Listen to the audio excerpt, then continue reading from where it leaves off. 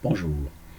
Alors, dans cette partie, troisième partie sur le récit du on va s'intéresser à des critères, disons, pour évaluer si les récits sont correctement,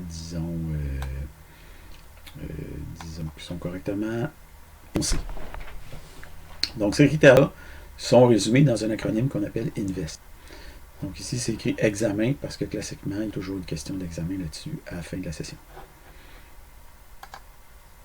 Donc, les critères pour évaluer si un récit est bon, c'est les suivants. Donc, INVEST. Donc, est-ce que le récit est dépendant des autres récits? Donc, autant que possible.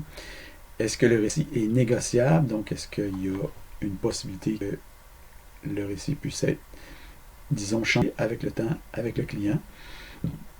Est-ce que le récit est valorisable?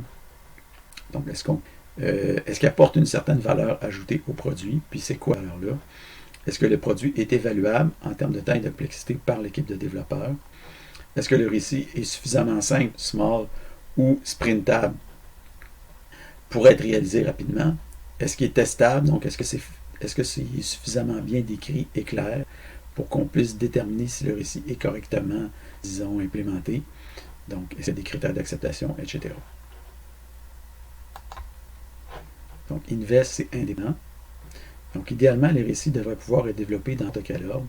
En pratique, c'est rarement le cas. Donc, il y a certains qu'il faut faire avant d'autres, mais le plus possible, il faut que ça soit indépendant.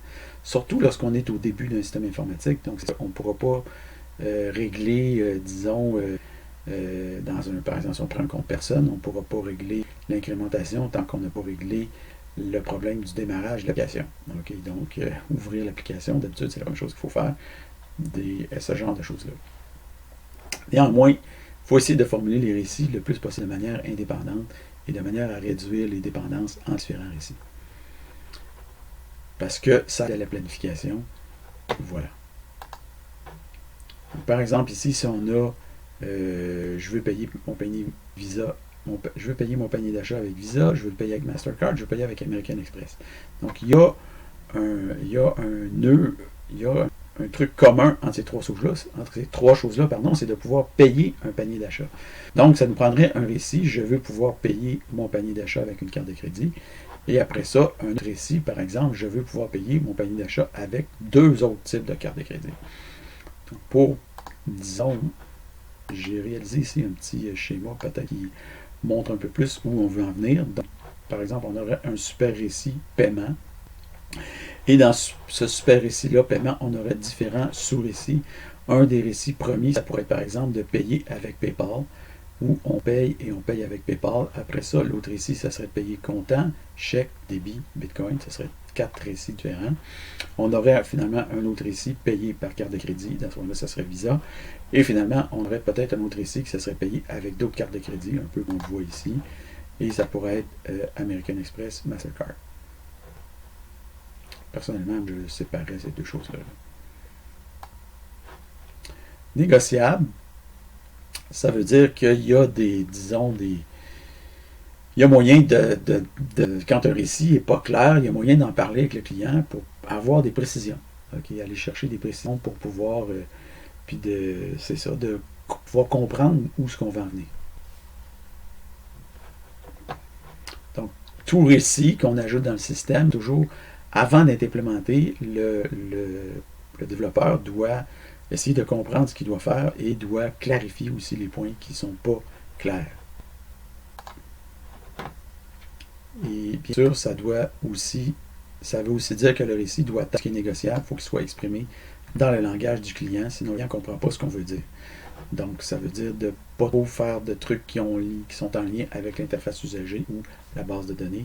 Donc, l'interface usagée, personnellement, je pense que le client comprend c'est quoi une interface usagée. Une base de données, là, je pense qu'il sait c'est quoi, mais je veux dire, il ne comprend pas la technicalité associée à ça.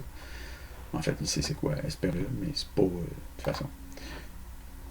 Valorisable, ça veut dire qu'on sait pourquoi le récit, en tant que développeur, on sait pourquoi, c'est quoi la valeur ajoutée de ce récit-là pour le client. Donc, par exemple, en tant que gestionnaire, donc pour le gestionnaire, je veux pouvoir chercher mes clients par leur nom afin de les retrouver rapidement lorsque je reçois un appel de leur part. Donc, ça, c'est la valeur ajoutée, c'est afin de. Pourquoi on veut faire ça. Estimable, le récit doit être facilement estimable pour être capable de prioriser de la part du client et pour être capable d'identifier sa grosseur pour le développeur, donc le mieux planifier les différentes séquences de développement. Un récit est difficile à estimer si on manque de connaissances du domaine, si on manque de connaissances techniques, alors si le récit est trop gros.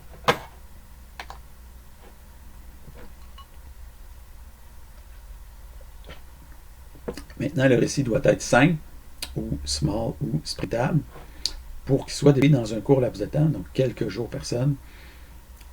C'est quoi les avantages d'un petit récit? C'est plus facile à négocier, plus facile à tester, plus facile à évaluer, et on est plus flexible dans la planification. Donc, par exemple, si on a, en tant que voyageur, je veux planifier mes vacances afin de profiter au maximum du temps que j'aurai, ça, c'est clair pour ça, pour le moment, c'est flou.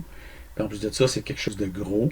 Donc, il y a une question d'hôtel, de déplacement, de repas là-dedans. Donc, c'est ça. C'est plus super récit. Testable. Donc, le récit doit comprendre toute l'information nécessaire pour qu'il puisse être testable. Donc, cette information sera en général dans les critères d'acceptation ou les tests d'acceptation. Qu'est-ce qui rend un récit non testable? Un langage flou, imprécis.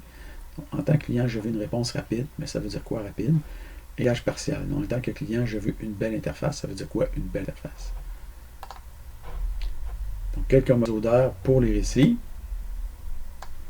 Trop vague, trop détaillé, manque de clarté, mal exprimé, pas de valeur, forme négative, en que je ne veux pas que, afin de ne pas, impossible à tester, trop vaste, en lien avec l'interface graphique, en lien avec les technologies, rôle générique utilisateur, faute de français, etc. C'est ça, des fois l'utilisateur, c'est clair, c'est qui l'utilisateur.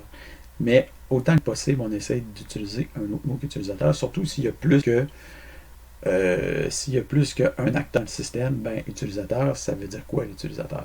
C'est-tu l'administrateur? C'est-tu le client? Est-ce que c'est un gestionnaire? Donc, etc., etc. Donc, les fautes de français. Donc, en résumé, on a INVST, indépendant, négociable, valorisable, évaluable, simple ou sprintable, testable. Invest, ça veut dire quoi? Indépendant, négociable, valorisable, estimable, simple, testable. Je me suis trompé. Négociable, valorisable, évaluable, simple, testable. Bon, enfin. Voilà.